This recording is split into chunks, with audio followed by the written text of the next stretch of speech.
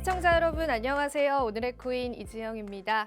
오늘부터 날씨가 부쩍 추워졌는데요. 감기 걸리시지 않도록 따뜻한 음료 꼭 챙겨 드시길 바라겠습니다. 오늘도 저와 함께 투자 시장 분위기 알아가실 테고요. 또 글로벌 뉴스들도 제가 준비를 해봤습니다. 우선은 우리가 뉴욕 증시부터 살펴볼 예정인데요. 뉴욕 3대 지수부터 살펴보시죠. 자, 뉴욕 3대 지수 간밤에 일제히 하락한 모습이었습니다. 하나하나 살펴볼까요? 다우존스가 마이너스 1.45% 큰 하락세를 나타냈고요. 그리고 나스닥 지수 역시도 1.5%가량의 하락세를 나타냈습니다. 11,000선에서 거래를 마친 모습이고요. S&P 500 지수 3,900선으로 내려왔습니다. 4,000선 깨지면서 마이너스 1.54% 하락 마감했습니다. 이런 하락세는요, 연준의 금리 인상에 관한 우려감이 시장에 대두가 되기도 했었고요. 중국 봉쇄 우려감이 경기 침체를 일으킬 수 있다는 우려감들 때문에 투자 시장 분위기 전반적으로 좋지 않았습니다. 2년물 국채 금리에 관한 하락 여론이 계속해서 조성되고 있는데요. 금리 역시도 하락을 했습니다. 그리고 달러 인덱스는 상승하는 모습이었고요. 골드 같은 경우에는 다소 큰 폭으로 하락한 모습입니다. 자, 이어서 우리 암호화폐 시세도 살펴봐야겠죠. 그리 좋은 흐름은 아니었는데요. 비트코인 시세부터 살펴보시죠. 네, 비트코인 16,100선에서 거래되고 있습니다. 16,000달러선 깨지지 않기를 한번 바라보도록 하겠고요. 간밤에 이더리움의 큰 하락세가 있었습니다. 현재는 1,160선에서 거래되고 있는 모습입니다. 알트코인들도 하나하나 살펴보도록 하겠습니다. 리플 같은 경우에는 0.39달러에서 거래되고 있고요. 도지코인을 다시 한번 리플이 뛰어넘은 모습입니다. 도지코인 현재는 마이너스 0.8% 보합권 나타내고 있습니다. 에이다코인 보겠습니다. 마이너스 0.31% 정도의 보합권을 나타내고 있고요. 그리고 역시나 라이트코인도 최근 들어서 좀 많이 상승했죠. 현재는 75달러 선에서 거래되고 있는 모습입니다. 전반적으로 현재 기준으로 봤을 때는 보합권이다라고 보여지는데요. 그렇게 시원한 상승률을 나타내고 있지는 않은 모습입니다. 자, 이어서 오늘의 이슈도 하나하나 살펴보겠습니다. 오늘 제가 준비한 이슈도 살펴보시죠. 오늘 첫 번째 이슈입니다. 연방은행 총재, 투자 시장 내년까지 불황이다. 네, 간밤 이 미증시의 하락을 이끌었었던 연방은행의 총재의 발언이 있었습니다. 투자 시장 내년까지 불황이다라는 그러한 여론이 조성되고 있는데요. 그 이유들을 하나하나 좀 살펴보도록 하겠습니다. 연방준비제도의 기준금리는 추가 인상이 필요하고 내년에도 높은 수준에 머물러 있겠지만은 2024년에는 인하될 가능성이 있다라고 존 윌리엄스 뉴욕 연방은행 총재가 CNBC를 통해서 보도를 했습니다. 자, 이 말이 어떤 이야기냐면은 내년까지도 금리 인상에 관한 스탠스를 계속해서 유지할 수 있다라는 걸로 시장은 해석을 했고요. 그에 따라서 투자 시장 전반적인 분위기 좀 가라앉은 모습이었습니다.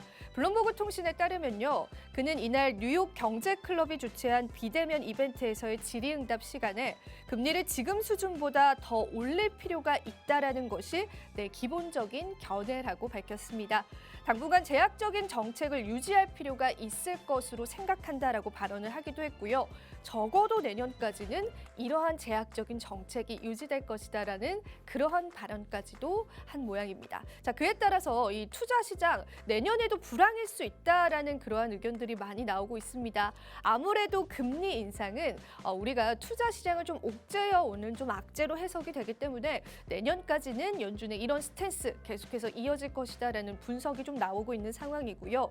윌리엄스는 어느 시점에 이르면 명목금리를 하락할 필요가 있을 것이다라고 하면서 그렇지 않을 경우 실질 금리가 계속해서 상승, 금리가 경제에 미치는 영향이라는 관점에서 정책의 긴축이 더욱더 심화될 것이다라고 이야기를 했습니다. 즉, 금리 인상을 갑자기 또 축소를 하게 되면은 그에 따른 경기 침체가 더 우려가 되는 상황이기 때문에 계속해서 이러한 스탠스를 유지하겠다라고 했습니다. 그러면서 이러한 이야기도 덧붙였습니다. 사전에 준비한 강연에서 정책 결정자들은 인플레이션 억제를 위해서 아직까지 할 일이 많이 남았다라고 합니다. 시장에서는 인플레이션이 어느 정도 잡히고 있다라고 인식하고 있기는 하지만 사실상 공급망에서 직면한 도전들이 최근에 최근에 일부 개선됐음에도 불구하고 인플레이션 여전히 높다. 그렇게 또 발언을 하기도 했습니다. 자, 그렇다면은 이러한 총재의 발언 때문에 우리가 또 내일 있을 또 파월 의장의 연설에 영향을 미칠 수 있을까요? 아니면 연준의 스탠스 계속해서 좀 강화되는 기조로 이어질까요? 계속해서 한번 관련 내용도 살펴보도록 하겠습니다. 오늘 첫 번째 이슈 여기서 맞춰보도록 하고요. 두 번째 이슈로 넘어가 보시죠. 암호화폐 펀드 투자 시장 점유율. 네, 코인텔레그래프에서 리서치 조사를 했는데요. 글로벌 암호화폐 펀드 시장을 미국이 주도하고 있는 것으로 나타났습니다. 지금 보이시는 이 통계 자료를 보시면 알 텐데요. 미국의 점유율이 무려 70%가 넘어갑니다. 현재 암호화폐 펀드를 조성한 국가는 총 10개국이다라고 하고요. 이 중에 미국은 419개의 펀드를 조성해서 점유율이 80%에 달합니다. 이 노란색 띠를 주목을 해주시면 될 것 같습니다. 그 이외에는 뭐 스위스랜드도 있고요, 캐나다도 있고 독일도 있습니다. 그런데 한국은 좀 이 지표에는 빠져 있다라고 보시면 될 것 같고요. 미국의 점유율이 그만큼 크다라는 걸 나타내는 그러한 지표였고요. 그 뒤를 이은 게 영국이고 그리고 그 뒤를 이은 게 아이러니하게도 중국이었습니다.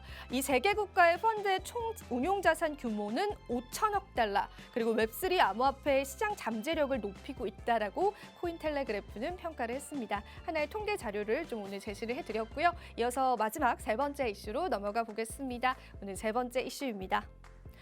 네, 미 텍사스 비트코인 혁신의 중심 도시. 네, 미국의 텍사스 주지사가요, 비트코인 혁신 도시 개발을 위해서 법률 개정 TF팀을 구성했다라고 밝혔습니다. 사실 텍사스는 이 암호화폐에 관해서 굉장히 친화적인 지역 중에 하나입니다.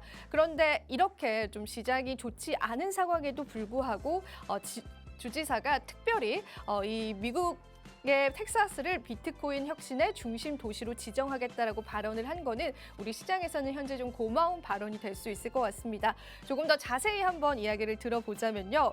그레그 에벗이 텍사스를 비트코인 혁신의 핵심 도시로 만들기 위해서 법률 개정을 담당할 TF팀을 구성했다고 전했습니다. 텍사스를 비트코인 혁신의 핵심 도시로 만들고요. 관련 기업이 텍사스에 정착할 수 있도록 장려를 할 것이다라고 이야기를 했고요. 채굴자들에 관한 발언도 했습니다. 자, 채굴 업체들이 텍사스에서 잘 채굴을 할 수 있도록 다양한 방안을 모색할 것이다라고 하기도 했었고, 최근에 전력 문제가 좀 대두가 되고 있는데 채굴자들이 좀 친환경적인 에너지로 이러한 전력 문제를 해소할 수 있도록 다양한 방안들도 구성하겠다라는 점을 시사하는 발언들을 하기도 했습니다.